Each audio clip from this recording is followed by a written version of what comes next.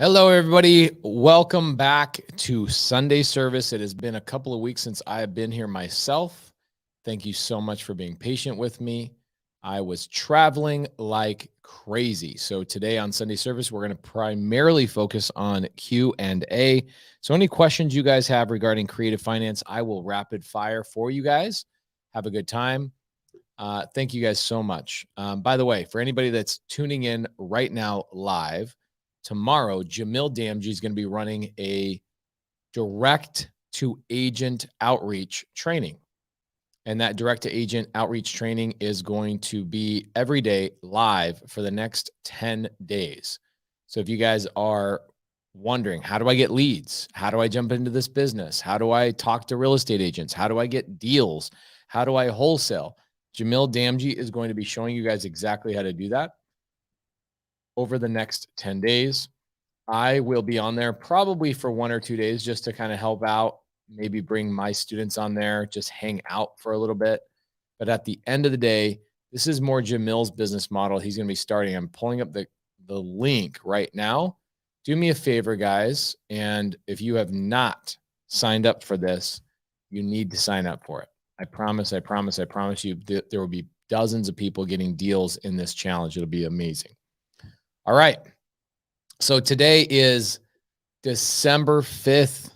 Cody and I just closed on a brand new $1 million building, about 4,500 square feet of commercial space. We are growing. We are expanding.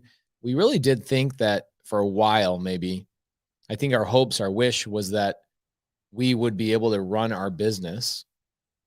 I was hoping that we were able to run our business without having an office. And then the more I talked to other big players, they repeatedly told us over and over and over, you cannot be successful running a virtual business. And the reason being is because it's hard to instill culture. It's hard to be close to your people.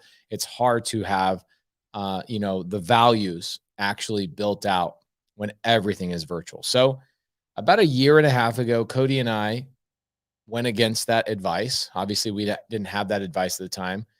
COVID was going on. We were in the throes of COVID. And what we did is we took our office building that was in Tempe and we turned that office building into an Airbnb. Okay. And we said, hey, you know what? Let's go virtual. Let's just do everything virtual. So our wholesale operation, our creative finance operation, which basically are one and the same, our fix and flip operation, our virtual assistant operation, everything. Basically, we went virtual and people started working from home.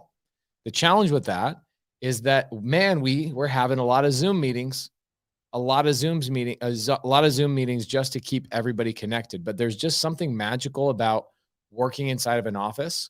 There's something magical about having the connection between every single person inside your business, just like 10 feet away. So today today was the first time I actually walked into the building. I've been traveling for the last 45 days. Over the last 45 days, I think we've gone to 18 cities or 18 states and something like 21 cities. It's been a whirlwind for sure, an absolute whirlwind. And now that we've got this office, we are going to move everybody in tomorrow and expand all of our businesses. It is a tremendous,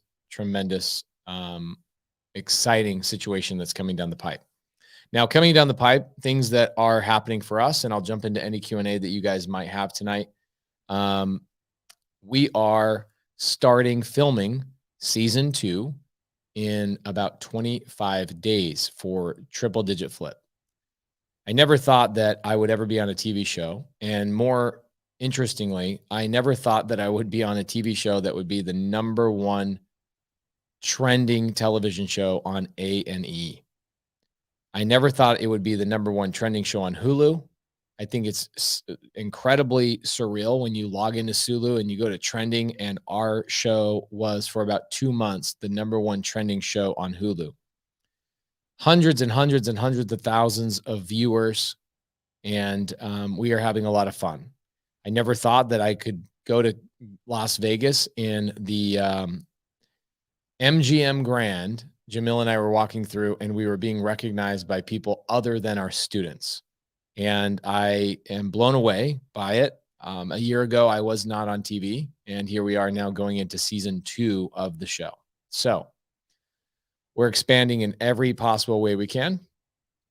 And we are going to be growing more and more of our real estate business, jumping into more multifamily, jumping into more mobile home parks, really thinking a lot bigger. Now, I don't want to talk so much about multifamily and mobile home parks because it really unmotivates people from taking action when they start hearing, oh, well, this guy bought a $5 million complex or a $20 million complex, because when you're brand new, you really have a hard time computing those numbers. And so it's why I don't talk a lot about the mobile home parks that we own on Creative Finance, is because what happens is most people shut down when they hear things that they just can't comprehend. Okay. Edwin, oh man, he says, can you touch a little bit on manifesting? I would love to. A couple of things I want to talk about, and it'll come into manifestation. It'll come into all that kind of stuff. I want you guys to understand a few things that are coming down the pipe. Who in here are my students? If you are my student, say yes. If you are not my student, say no, please. I kind of want to get a gauge on who's in here, who's not in here, because it will help me talk about, yo, Bobby Canode. He had a beer with me. That's normal. People say, oh, we had a beer together, but I don't drink. So Bobby had a beer with me yesterday. He had a beer. I had a Diet Coke or something. So I want to talk about something I'm doing for Jamil on his birthday. Okay. A lot of no's. This is great. This is awesome. A lot of no's. So guys, if you are not a student, you know what to do. Look for the people who said yes and connect with them. So a lot of people are coming in here. We're well over 200 viewers. Thank you guys so much. Usually Sunday service is well over 500 viewers, but I haven't been here the last couple of weeks. Cody Barton and Matt Beard have been running the show. And what happens, unfortunately, is when I'm not here, viewers kind of dissipate a little bit. I guess sometimes people show up for me. I don't know what that's all about. Anyway, love Cody, love Matt. I told them to take a break today. They helped while I was traveling. So please understand something very cool. Jamil is going to be running a direct to agent challenge. Now, what does that mean? If I'm somebody who doesn't have leads and I don't have money, but I know, okay, I don't have leads, I don't have money, and I don't have experience, what do I do to get started in real estate?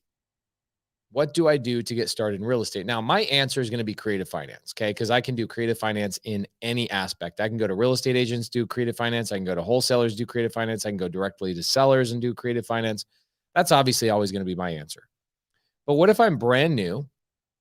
I don't have experience, don't have money, and I just simply don't know what to do. What do I do? Well, you wait for Jamil or myself to do a community-wide challenge. And so Jamil's going to be doing a community-wide challenge starting tomorrow.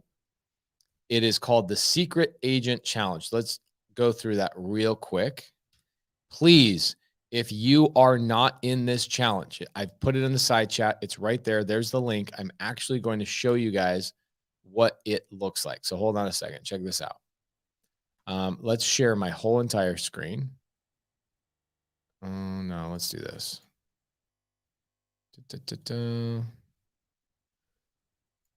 I just want to make sure that I show you guys how simple this really is.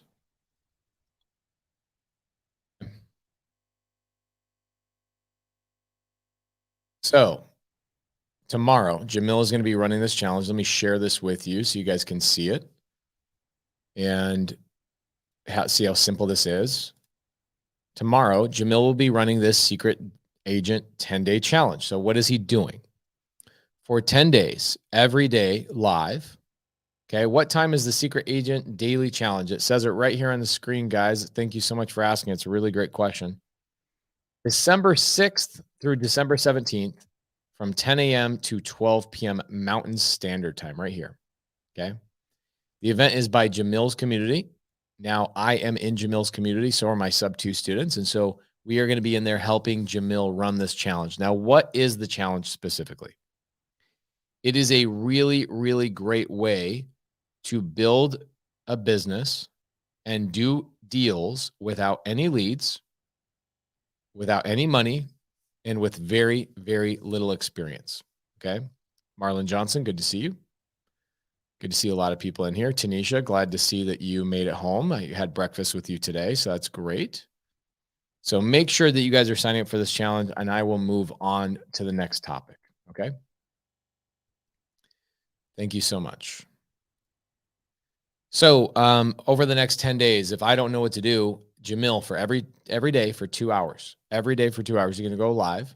And for 10 days, he's going to take you step by step by step by step to do what his method is.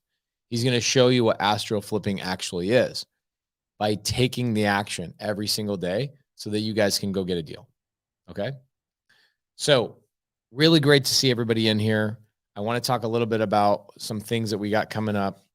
I am going to restart Sunday service on January 1. And what I mean by that is we're going to go from a very basic standpoint on January 1, the first Sunday of the year. We're going to go, what is creative finance? And what we're then going to do is we're then going to do 52 shows in chronological sequential order. Okay. That is the plan. So when people are like, well, what is creative finance? I'm going to tell you guys, here's all the strategies. Here's what those strategies are meant for. And then we're going to then start detailing each strategy for every single week and detail it out. So when somebody says, oh my gosh, I don't know what this is, I'm going to be able to point them back to one specific Sunday service. So that's going to be a lot of fun. Now, here's something I want to point out to you guys that's really exciting. In 2022, I'm going to be finalizing a book that I've been writing. It's all about creative finance. And then I've got another one. Jason says, is there a podcast for Sunday service? Yes, there is. There's a podcast on iTunes and Spotify, and also it's on YouTube. You can go back and watch all the YouTube episodes live, just like this on video. Okay. So what's going to happen during this challenge is Jamil turns 43 on December 12th. So 12/12, Jamil turns 43. I am going to be launching my brand new book club on December 12th. Okay. I have a book club that I'm only allowing my sub 2 students to participate in. Okay. It's a book club that's all about mindset. And what I do is I pick out a book. Pay attention to this, because what I'm going to do is one day and one day only in my book club, the day that I launch it, I am going to invite everybody into the book club because of Jamil's birthday.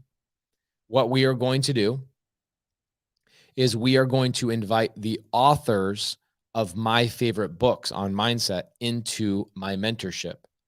And what I'm doing for my students is I'm spending about an average of $10,000 a month to pay these authors to come speak to us for an hour to an hour and a half before we as a community then go and read that book together. Okay. Now that's what I plan on doing all the way through 2022. It's one of my goals. I want to meet most of these authors. And so I'm willing to pay to meet them, pay to have them come into my community. It's going to be amazing. It all is mindset. Okay. Why am I in analysis paralysis? What's that all about? All those things are going to happen. But the number one first book, okay, the first book that we're going to read is The Go-Giver.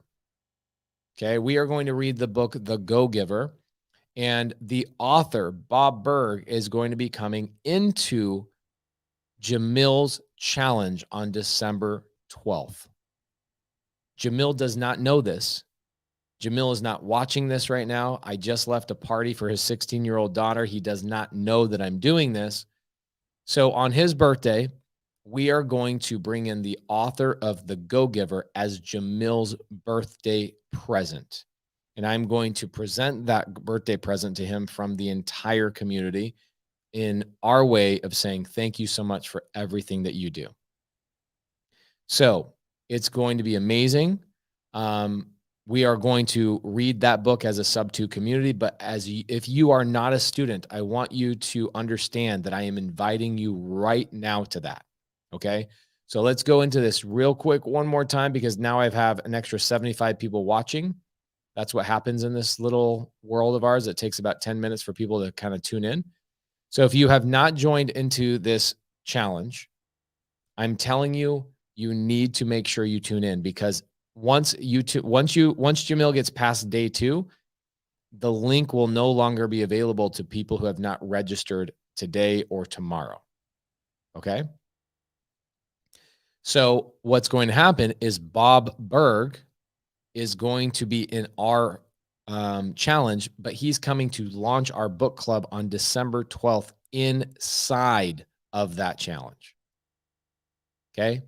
He's going to come inside of the challenge with Jamil, secret agent, and we're all going to wish Jamil a happy birthday and surprise him with the author of The Go Giver. Okay. So these are the things that we're working on. These are fun, amazing ideas that obviously happen. Sometimes we got to spend the money to make sure that people show up. But that's what we're planning on doing. Okay. There we go.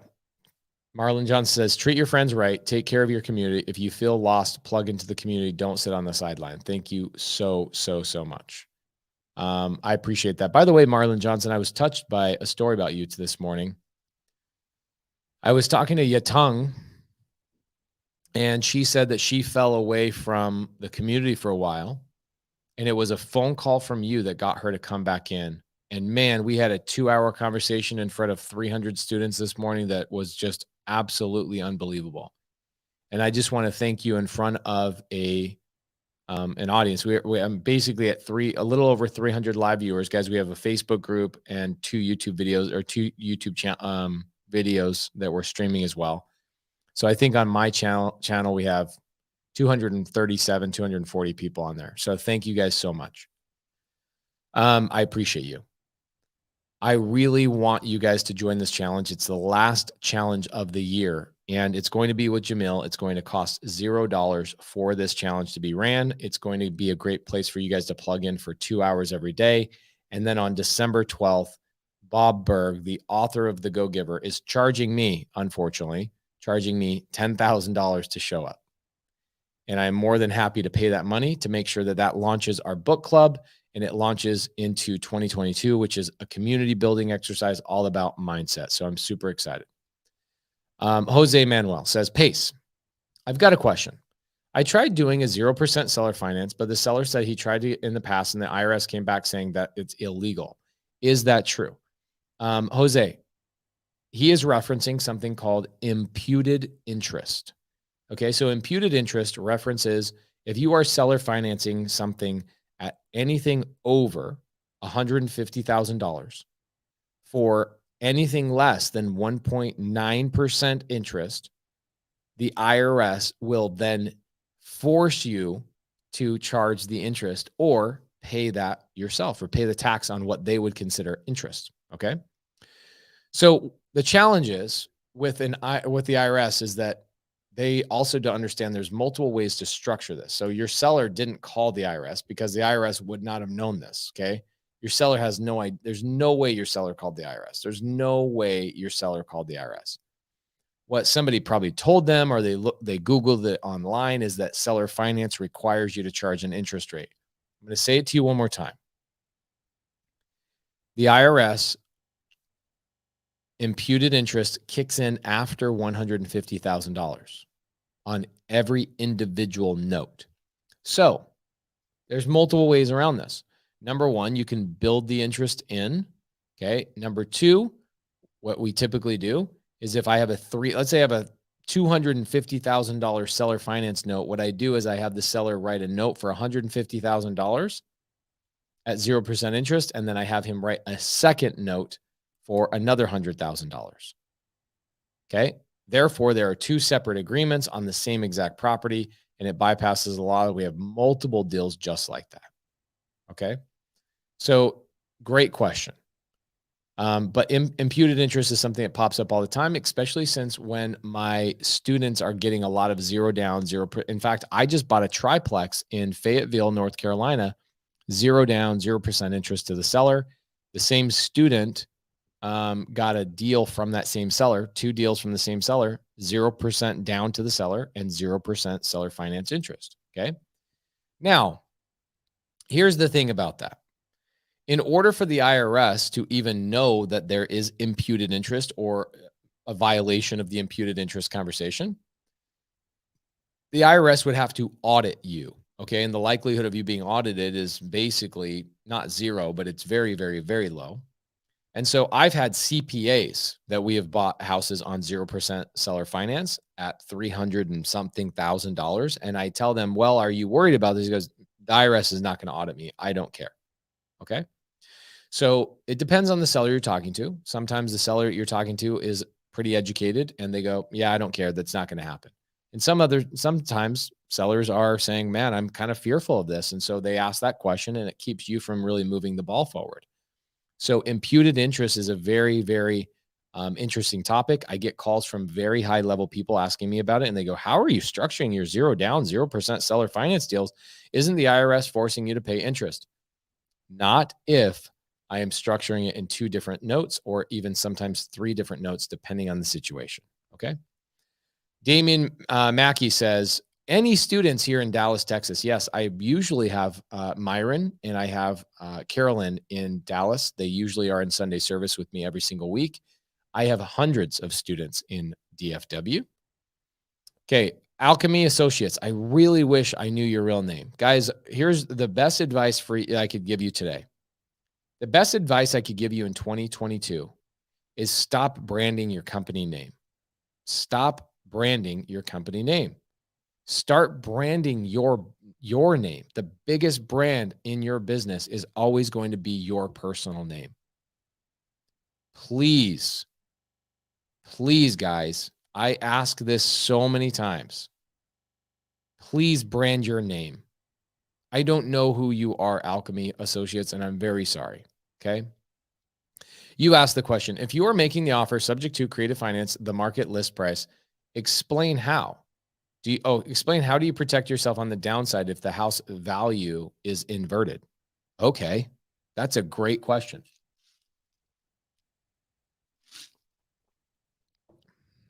Let me ask you a question in return. So Alchemy Associates has not done a deal, and I can say that because with certainty because of the question that you're asking.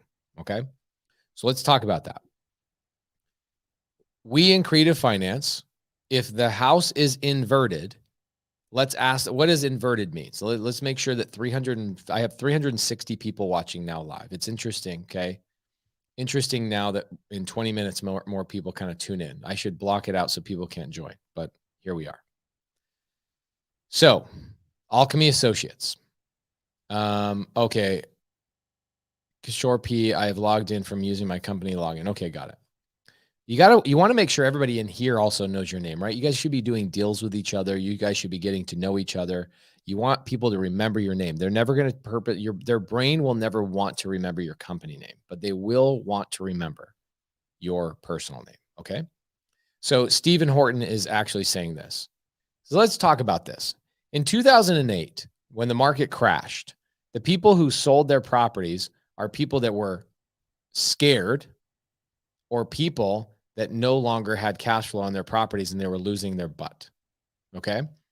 If you have fixed debt on your property, which means I go get a subject to loan that is fixed. It's not a variable rate. It's not going to change for 30 years. And my fixed rate is whatever it is. I almost don't want to tell you a percentage rate because that really doesn't have anything to do with this analogy, but let's say it's 3%. My payment is never going to change. My payment's going to be the same today as it will be in 25 years from now, in 30 years from now. My payment will never change with a fixed rate mortgage, buying it subject to, or even seller finance. So in a fixed rate scenario, even if the equity goes up and down, which it will, I don't care. I purposely buy the properties for cash flow and cash flow only in the very beginning. And over time, I don't care what the value of the property goes. I mean, I do care, but it doesn't impact my ability to own that property. We, as real estate investors, primarily purchase properties for cash flow. So I could give you multiple addresses. I bought a property last year, this month. I paid 100% Pay attention to this. I paid $100,000 more than what it was worth a year ago. So let's talk. Ooh, that's an interesting conversation. Let's go through this real quick. Can you tell I've been Zooming with my students? Okay, so let's say I buy a house that the house, I'll give you the exact example. Okay. I bought the house for $1,025,000 and it's in Atlanta, Georgia. You can pull it up. It's 75 Maddox. Okay. I've talked about this multiple times. The house at the time I bought it on seller finance, which means the seller financed it to me. Didn't have to get a loan, didn't have to check my credit, none of that stuff. The seller, originally listed the property for $950,000 and they couldn't sell it. So if a seller can't sell a property for $950,000, then what the heck am I doing buying it for $1,025,000 on creative finance? Well, because I didn't have to go get a loan for that $1 million.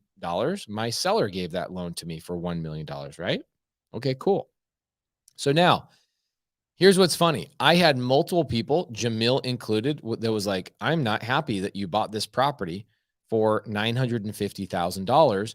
Or I'm sorry, you bought it for $1,025,000 when this lady couldn't even sell it for $950,000. He said, well, Jamil, that's the thing, is that you're primarily a wholesaler, which I love wholesale. We do wholesale as well.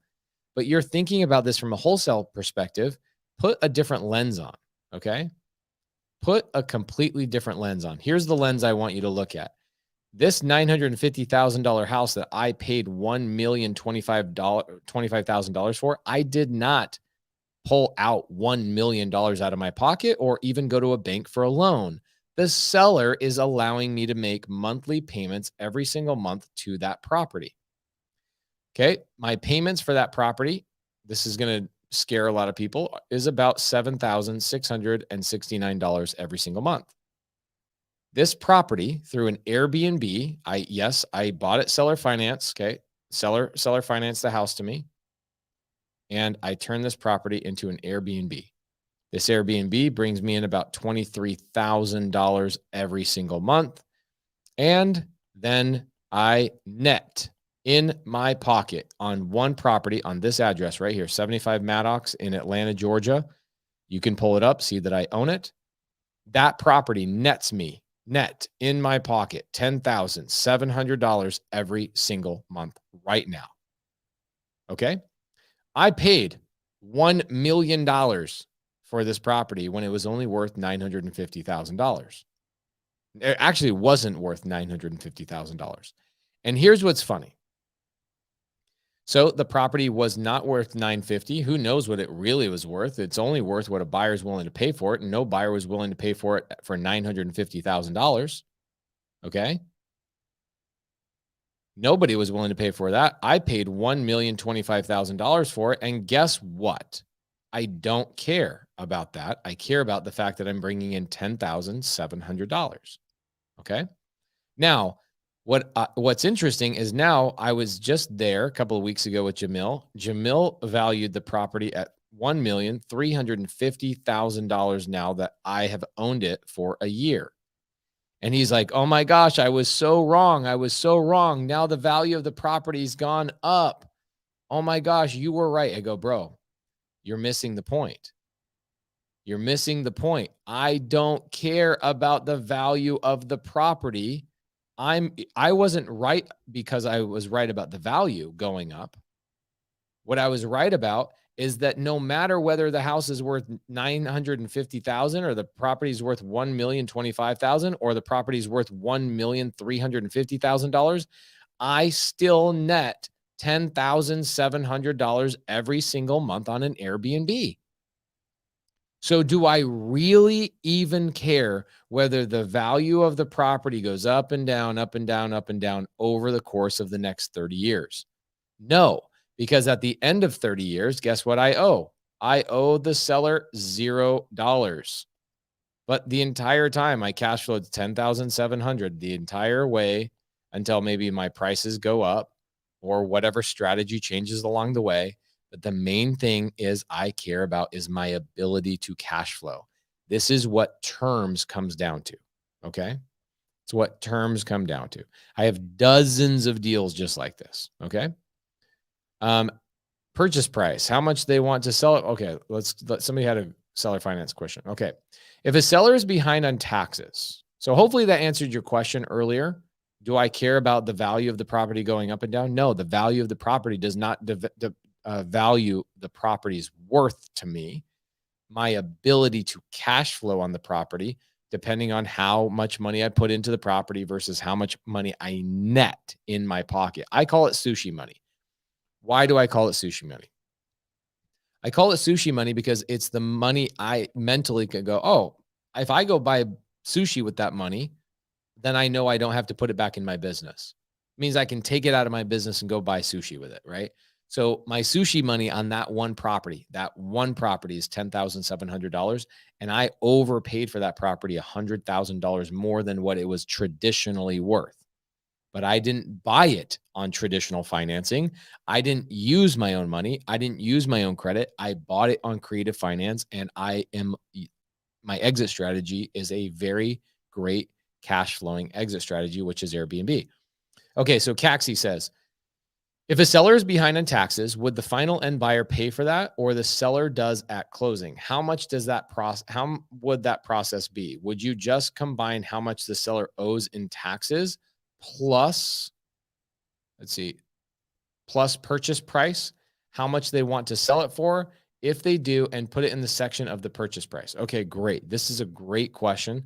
This is why I love talking to my students on Zoom rather than on Sunday service. Sunday service is a challenging format to do live because sometimes when you get these intricate questions, they require typically a conversation back and forth. So I'm going to do my best to answer your question without answering it the way I do on my Zooms with my students.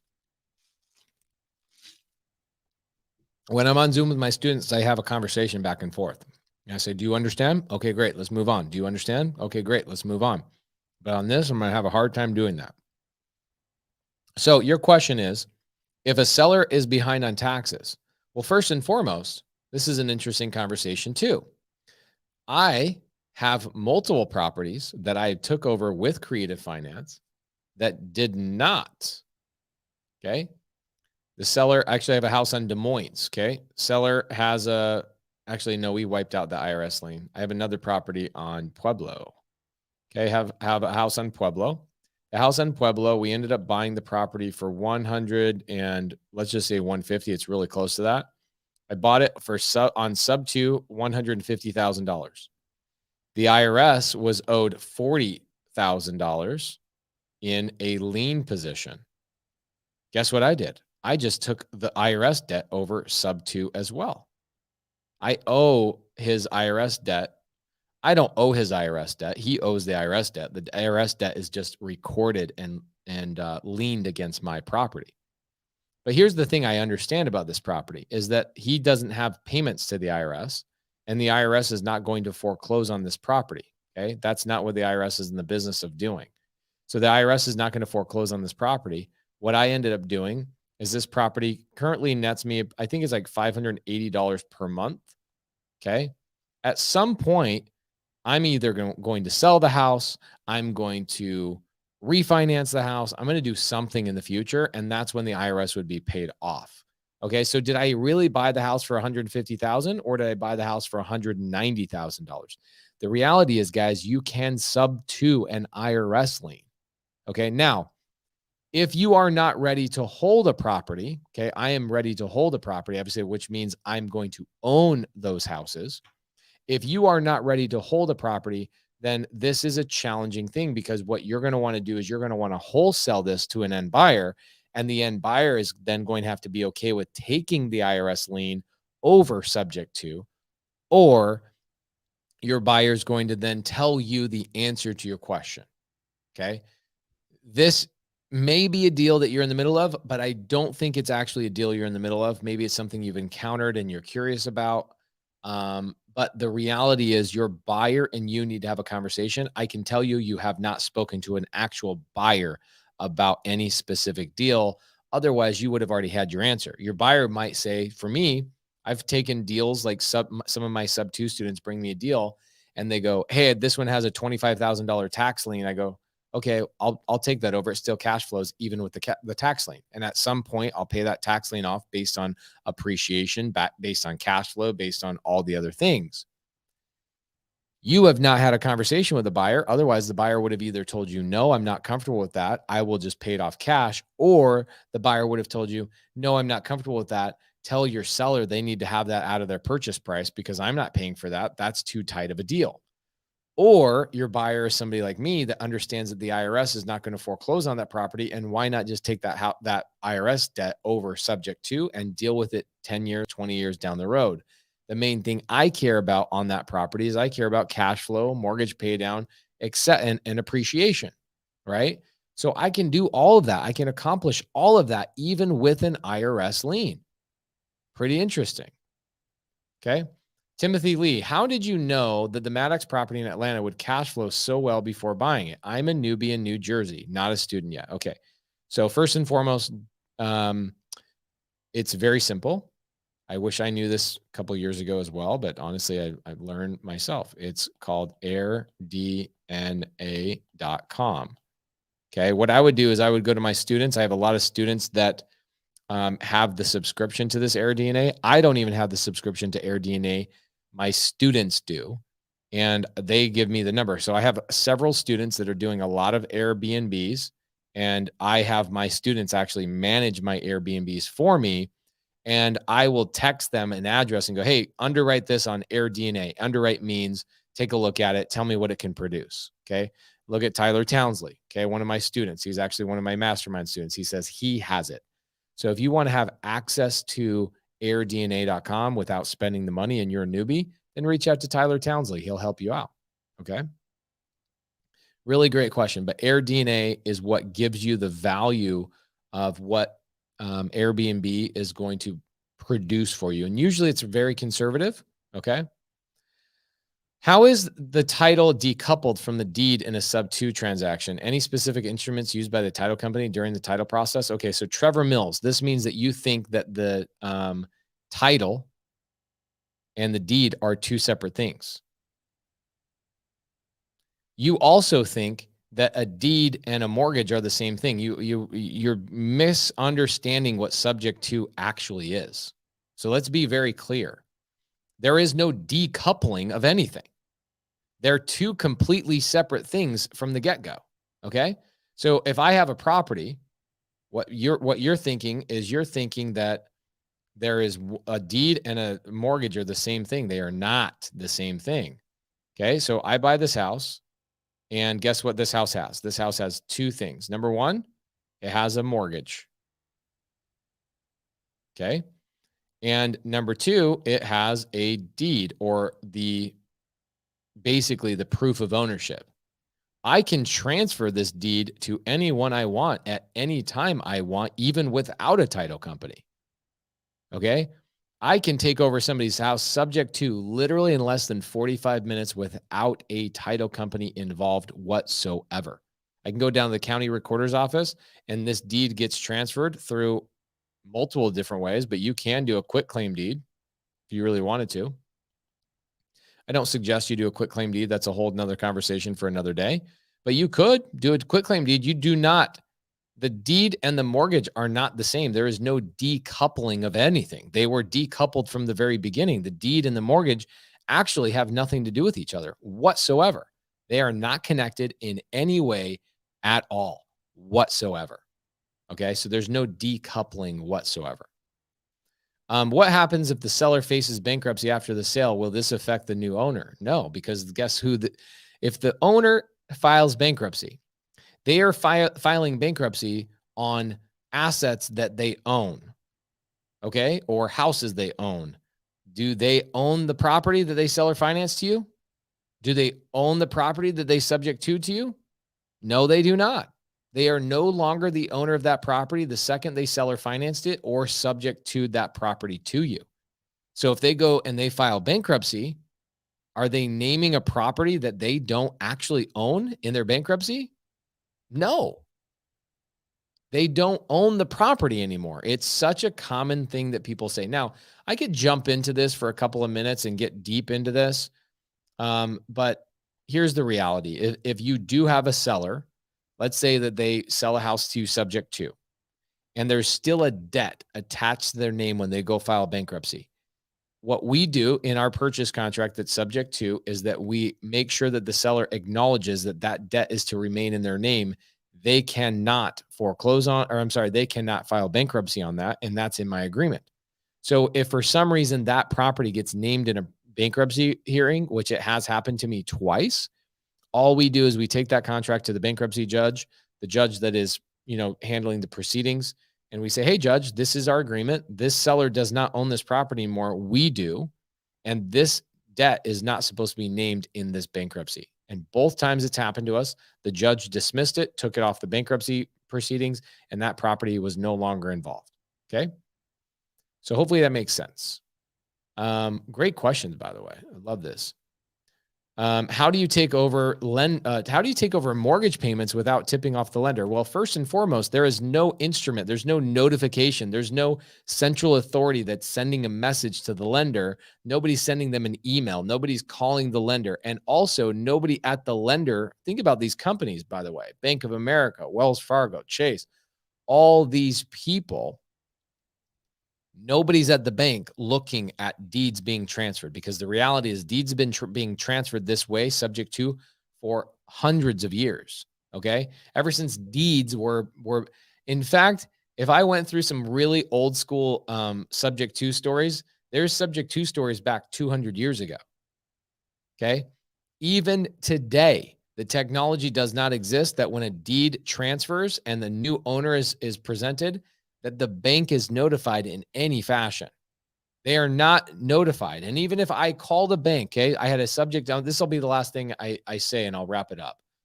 And then we're going to get into, by the way, we've got 400 people in here today. Thank you guys so much. Tomorrow, we are starting a challenge. Go in the side link, the side chat. There is a great challenge going on for the next 10 days. If you've ever wondered, how do I get leads? How do I talk to those leads? How do I get houses under contract? Okay. If you've ever wanted to do deals in real estate and you don't have leads and you don't feel part of a community, tomorrow's challenge with Jamil Damji and the following next 10 days. Okay. The following next 10 days is going to be 2 hours every single morning of us working this challenge together. Okay. Guys, these are really great questions. I think we're going to probably going to answer these next week. So guys, do me a favor. Next week, I will go longer on Sunday service for probably an hour, maybe an hour and a half.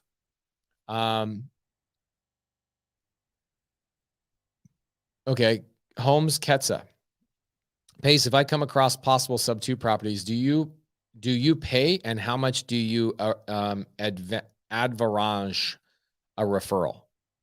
Advance a referral. Okay. If you come across a possible sub 2 property and I have to do the work and I have to get the contract, I typically will pay you a referral fee of $500 to $1,000 because I'm the one that made the magic happen. I'm the one with the skill. I'm the one with the money. That lead is dead without me. Okay. But if you have it under contract and it's a contract that I want to buy, I've paid people as high as $80,000 on assignment fees on a property I paid full retail for. Listen to what I just said.